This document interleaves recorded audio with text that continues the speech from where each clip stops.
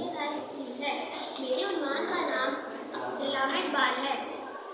Doctor علامہ محمد اقبال ہمارے قومی hero تھے۔ وہ شاعر مشرق ہیں۔ وہ 9 نومبر 1870 کو سیالکوٹ میں پیدا ہوئے۔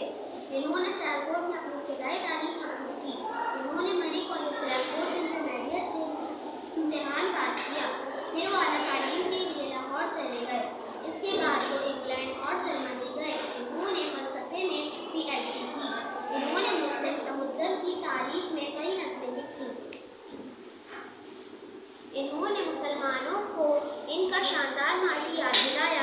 ان کی چند کتابوں کے نام باغ درا، بال جبرین، پیام مشرق اور اسرار خودی ہیں۔ انہوں نے بچوں کی تربیت کے لیے بھی بہت سی نظمیں لکھی، جن میں پہاڑ اڑ رہے ہیں، مکوڑا مکھی، ہمدردی، پرندے کی